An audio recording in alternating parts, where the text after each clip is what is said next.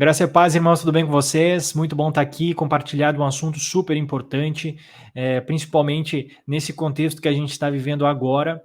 E eu quero falar para vocês acerca da volta de Cristo mediante as situações que envolvem Israel, tá? E alguns pontos são bem importantes, mas antes de começar, deixe seu like, compartilhe o vídeo, deixa ele salvo, porque eu tenho certeza que esse vídeo vai acrescentar muito para vocês sobre discernimento e sobre conseguir compreender as profecias, tá? Então deixe esse vídeo salvo também. Bom, um ponto muito importante para a gente decorrer esse nosso vídeo é nós compreendermos que Israel hoje ela está na desobediência. Israel vive a desobediência de Deus, né? Eles negam os profetas, negam as profecias, não reconhecem Cristo como cumprimento das profecias e por isso tenha certeza, irmãos, que a bênção do Senhor, a graça do Senhor, ela não está com Israel hoje. E você lembra no Antigo Testamento que Israel pecava e o que acontecia? Deus levantava um profeta para corrigir o coração do povo. Se o povo não se corrigisse, vinham então os inimigos e invadiam e destruíam Jerusalém e Israel, né? Levavam para o cativeiro e tudo mais. Isso acabou se repetindo muitas vezes por conta do pecado, da idolatria, e todos os pecados, né? As iniquidades que o povo acabava cometendo. Nos dias de hoje não é diferente, tá? Muitos, né, muitos israelitas, judeus, eles negam Cristo, né? E não só negam, como não gostam dos cristãos, a ponto, obviamente, a gente sabe que Cristo foi morto por fariseus, e depois, consequentemente, houve muitas perseguições. E desde então, irmãos, a gente precisa compreender que o povo de Israel ainda não viveu o grande arrependimento acerca de Cristo, que está descrito em Zacarias. Hoje a gente vai ler o livro de Zacarias e você vai se maravilhar com o que está escrito ali. Então esse é o primeiro ponto, a gente precisa compreender isso. Qual que é a confiança hoje de Israel? Israel hoje confia no seu braço, né? Eles confiam no aerodomo, né? Lá que vai combater os foguetes inimigos. Eles acreditam na força militar, no seu exército. Eles, é, eles acreditam nisso. Eles acreditam. A segurança deles não está em Deus, né? A segurança deles não está em Cristo Jesus. A segurança deles estão nas suas tecnologias, estão no seu sistema de defesa. Tá? Então, isso é um ponto muito importante de todos entenderem, porque partindo disso a gente vai compreender o que vai acontecer, como Zacarias e os outros profetas falam. Hoje nós ficaremos em Zacarias, nem vamos ir para Ezequiel, vamos ficar em Zacarias, porque vocês vão compreender que Israel ela vai ser invadida antes da volta de Cristo, tá? Vai ser invadida, as mulheres vão ser levadas a cativeiro, vão celebrar e comemorar essas invasões que vão ter em Jerusalém, tá? E aqui a gente vai ler o texto para ficar bem claro para vocês. Então, Israel, ela vai ser invadida, né? Vai falhar o sistema de defesa de Israel, tá? E as nações que estão cercando Israel vão conseguir ter acesso aos inimigos de Israel ali que a gente sabe quem é, né? Esses grupos aí, a gente tem a gente está vendo que essa operação que houve está levando a uma unificação árabe, né? A gente está vendo que eles estão clamando, as próprias, os templos ali incentivavam os fiéis islâmicos a iniciarem um combate contra Israel, contra os judeus. Por quê? Porque eles sabem que quando Israel age com a força do próprio braço e acaba matando muitos inocentes, porque a faixa de Gaza tem inocentes, é lá onde os malditos, né, os malignos ali, se escondem, né, com as suas atrocidades no meio de pessoas inocentes, e isso acaba trazendo um movimento de unificação e de ira contra o próprio Israel, né? Unificação do mundo árabe, dos islâmicos, na verdade, né? Contra o povo de Israel. Isso tudo é uma estratégia justamente para unificar o mundo árabe, para depois a gente ver quando as nações se reunirem para invadir Jerusalém, isso tudo potencializar essa ira contra Israel. né? Então, não achem que os Estados Unidos vai ajudar Israel, não achem que os Estados Unidos é que vai dar todo o suporte à OTAN, não, porque eles também vão virar as costas para Israel, isso está nas profecias. Mas para não me alongar muito, pessoal, eu quero ler o texto com vocês, e aí vocês vão compreender tudo que eu estou dizendo. Então, abra comigo Zacarias capítulo 14. Vai dizer assim, ó: Eis que vem o dia do Senhor. Então percebam que todo o contexto é acerca do dia do Senhor. Esse dia do Senhor é a volta de Cristo, em que os teus despojos se repartirão no meio de ti, porque eu ajuntarei todas as nações para a peleja contra Jerusalém, e a cidade será tomada, prestem atenção, tomada, e as casas serão saqueadas, e as mulheres forçadas. Metade da cidade sairá para o cativeiro, mas o restante do povo não será expulso da cidade. Então, antes da volta de Jesus, a gente vê que metade da cidade será saqueada, será invadida, e as mulheres forçadas, levadas a cativo, as crianças, os velhos, semelhante ao que está acontecendo agora, mas obviamente num contexto muito maior, né? Num contexto muito maior, a gente vai ver que é um contexto que vai abranger todas as nações árabes ali e tudo mais. Mas enfim, prestem atenção que vai ser invadida Jerusalém. Então, é um ponto muito importante você entender a profecia, tá? Então sairá o Senhor e pelejará contra essas nações, como pelejou no dia da batalha. Naquele dia estarão os seus pés sobre o monte das oliveiras, que está de fronte de Jerusalém para o oriente. O monte das oliveiras será fendido pelo meio, para o oriente e para o ocidente, e haverá um vale muito grande. Metade do monte se apartará para o norte e a outra metade para o sul. O que ele está falando aqui, pessoal? Está falando sobre a volta de Cristo. Cristo descendo sobre as nuvens do céu com a sua igreja e se assentando ali no Monte das Oliveiras. Para quê? Para a grande batalha, para eliminar as nações que estão cercando Jerusalém. E aí sim, Jesus sai, Jesus e a igreja, os anjos saem em defesa da santa cidade. Tá? Isso ao som da sétima trombeta, na volta de Cristo Jesus. Depois do arrebatamento, o galardoamento, Cristo volta com a sua igreja, os anjos do céu, para vingar, então, aqui a Jerusalém. Então, percebam que aqui, o que está acontecendo nesse período de tempo, pessoal? Nesse período de tempo, a gente tem as profecias de Daniel, que vão falar que quando matarem as duas testemunhas, será morto no meio da semana. As nações da terra vão celebrar a morte das testemunhas. O que você está vendo hoje, por exemplo, quando os islâmicos eles celebram as mortes ali em Israel, é muito similar ao que Daniel está falando sobre quando o anticristo conseguir matar as duas testemunhas que estão aonde? Estão em Jerusalém profetizando o arrependimento de Israel. Estão profetizando para que se arrependam, tá? Tá gerando um arrependimento em Israel. Conseguem compreender? Por quê? Porque Israel, nesse período de tempo, ainda está passando pelo processo do quê? De estar sendo testemunha dos profetas profetizando acerca de Cristo. Que eles negaram a Cristo, que eles não se sujeitaram a Deus. E depois a gente vai ler Zacarias 12, que vai falar mais explicitamente isso. Vamos continuar. Para o Oriente e para o Ocidente, e haverá um vale muito grande. Tá. Fugireis pelo vale dos meus montes, porque o vale dos montes chegará até Azal. Sim, fugireis como fugistes no terremoto do dia de Uzias, rei de Judá. Então virá o Senhor, meu Deus, e todos os santos com ele. Percebam aqui que ele está falando que fugireis pelo vale dos meus montes. Isso aqui está falando muito, é muito semelhante ao que aquela passagem que o Senhor deixa bem claro, que orem para que esse dia não se dê no sábado, né? Orem para que a fuga de vocês não se, a mulher vai, ai da mulher grávida nesses dias, porque é a fuga. Então é o contexto desse período de tempo, tá? De Zacarias, aonde muitos ali estarão fugindo de quem? Das ameaças das nações que estão ao redor ali.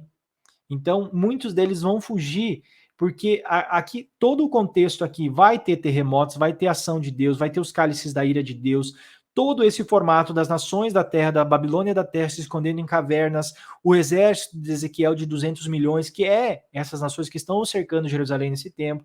Então tem todos esses acontecimentos que estão sendo unificados. Obviamente eu não vou conseguir falar tudo isso agora, mas percebam, esse é o contexto. Acontecerá então, vamos continuar no verso 6, naquele dia que não haverá luz, mas frio e gelo, mas será um dia singular conhecido do Senhor. Então, um dia singular, o dia conhecido do Senhor, porque é o dia, é a transição do sexto para o sétimo dia, o dia do Senhor. Não será nem dia nem noite, mas haverá luz à tarde. Naquele dia também sucederá que ocorrerão de Jerusalém águas vivas. Né, correrão de Jerusalém águas vivas, metade delas para o mar oriental e a outra metade até o mar ocidental. No verão e no inverno sucederá isso. O Senhor é o rei sobre toda a terra, naquele dia um só será o Senhor e um só será o seu nome. Então, aqui fica muito claro que está falando sobre a volta de Jesus, está falando o quê? Sobre a redenção, sobre o milênio, o início do milênio, a restauração de todas as coisas. Então está falando que Jesus vai se assentar aqui como Senhor, como o rei. Um só será o Senhor, um só será o rei. E se assentará sobre o quê? Sobre a terra. Então, é justamente Cristo se assentando em Jerusalém para governar as nações e restaurar a terra. O milênio de Jesus, lá de Apocalipse, né? Quando você vai ler o milênio de Cristo Jesus, que é quando Cristo, ele acaba com essas nações, com o exército da besta, lança eles no lago de fogo, né? E aqui, o que acontece? Cristo reina. Então aqui depois tem outros detalhes aqui acerca de como será o milênio, né? Mas o ponto interessante era vocês compreenderem isso. Era compreender que Israel vai passar por esse processo de conversão nessa última semana de Daniel. Isso tudo ocorre na última semana de Daniel, tá? Tá bem claro para vocês. Nos últimos 7 anos, 3 anos e meio, os profetas profetizam em Jerusalém, tá? Eles profetizam em Jerusalém o arrependimento, nas duas testemunhas, né, que são gentios e judeus ali profetizando cristãos.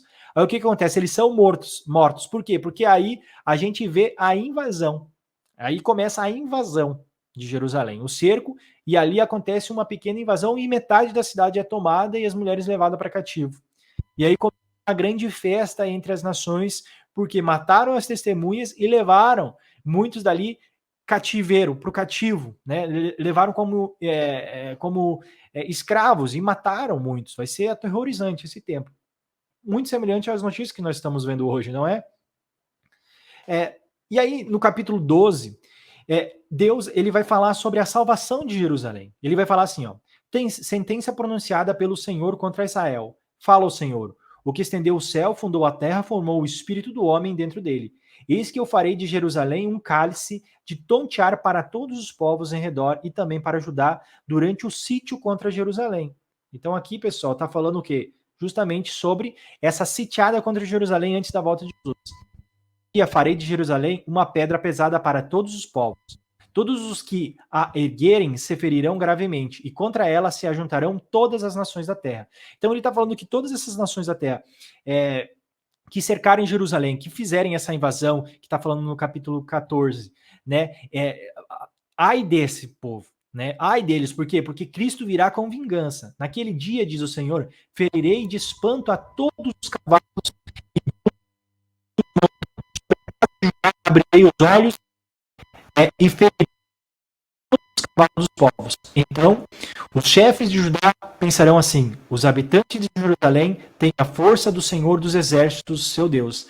Naquele dia, porém, os chefes de Judá como um braseiro ardente debaixo da lenha e como uma tocha entre a palha. Eles devorarão a direita a Jerusalém será habitada outra vez no seu próprio lugar em Jerusalém mesma. Então percebam aqui que ele está falando que Deus, nesse período de tempo, da mesma forma como será a atenção, Deus ele vai salvar Jerusalém. Continuando aqui, ó, o Senhor salvará primeiramente as tendas de Judá, para que a glória da casa de Davi e a glória dos habitantes de Jerusalém não sejam exaltadas de Judá. Naquele dia, o Senhor protegerá os habitantes de Jerusalém, e os mais fracos entre eles, naquele dia será como Davi, e a casa de Davi será como Deus, como o anjo do Senhor diante deles. Naquele dia, procurarei destruir todas as nações que vierem contra Jerusalém. A palavra de Deus fala que o mais fraco deles será, então, ali como Davi. Por quê? Porque será dada grande autoridade sobre o povo que estará em Jerusalém. E olha só o que o verso 10 vai falar. E sobre a casa de Davi e sobre os habitantes de Jerusalém, derramarei o espírito de graça e súplica, Percebam que o povo ali, ele vai começar a fazer o quê? Dar graça e suplicar a Deus. Por quê? Porque eles estão vendo que não foi pela força do braço. O versículo anterior que a gente falou. Eles notaram que não adiantava ter armamento, não adiantava ter força militar, porque a única forma deles serem salvos era por meio da mediação de Deus. E aí olha o que acontece. Começa um grande lamento. Por quê? Justamente também por conta dos dois profetas ali, das duas testemunhas, né? Dois profetas, não, das duas testemunhas que são os cristãos ali, vai gerar, então, realmente, esse entendimento para eles, de que, olha só o verso seguinte, olharão para aquele a quem transpassaram. Quem que eles transpassaram? Jesus. Né? Eles mesmos mataram Jesus. Pranteá-lo-ão como quem pranteia por unigênito, e chorarão por ele como se chora amargamente pelo primogênito. Porque nesse período de tempo cairá a ficha deles, né? De muitos ali, que Cristo, aquele que eles mataram, o unigênito de Deus, Jesus Cristo, né? Era a salvação deles. É a salvação deles. E aí fala, naquele dia será grande o pranto em Jerusalém, como o pranto de Hadad e Rimon no vale de Megido. A terra pranteará, cada família à parte, a família da casa de Davi, à parte, as suas mulheres à parte, a família da casa de Natã à parte, as suas mulheres à parte, a família da casa de Levi à parte, as suas mulheres, famílias dos semeitas à parte, as mulheres à parte, todas as mais famílias, cada família à parte e suas mulheres à parte. Então ele está falando aqui que todas as pessoas da terra, aquelas que estão ouvindo o testemunho das duas testemunhas, nesse primeiro período da semana de Daniel, os 1290 dias, os primeiros 1290 dias, que é quando a igreja está profetizando arrependimento às nações. Para quê? Para que eles compreendam que Cristo Jesus é o Messias. E essas pessoas, aqui vocês precisam entender uma coisa, essas pessoas, elas se tornarão as nações do milênio. Elas se tornarão os povos do milênio que serão governadas e reinadas pela igreja. Essas pessoas aqui, que vão se arrepender nesse período de tempo, elas não vão receber o Espírito Santo para se tornar igreja. Percebam isso. Para se tornar igreja. Porque o selamento da igreja se dá no início da primeira trombeta. Ali é selado 144 mil, 12 mil de cada tribo, ou seja, faz uma referência à plenitude da igreja, que estará selada no início da tribulação. Depois disso vem o testemunho da igreja para que as nações, então, lamentem. Lamentem por não terem crido em Cristo e não se sujeitem ao anticristo. Para quê? Para que herdem o milênio de Cristo Jesus como nações. Tá? Isso é o básico, tá? Então, isso que a gente precisa compreender, que não somente ali, mas na terra, em toda a terra, muitos dos povos, porque a gente está envolvendo o quê? Fora de Jerusalém, fora de Israel, nas outras nações da terra, o que vai estar acontecendo?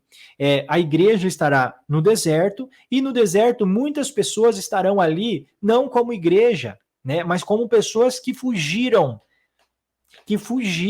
do sistema do anticristo. E por fugirem do sistema do anticristo, estão sendo o quê? Lideradas pela igreja, pelos reis e sacerdotes que estão liderando a igreja no deserto com sinais e maravilhas. E ali Deus faz o quê? Deus, ele preserva do olho da serpente. Ou seja, o exército do anticristo, o exército da grande Babilônia, não vai conseguir tocar na igreja que está no deserto.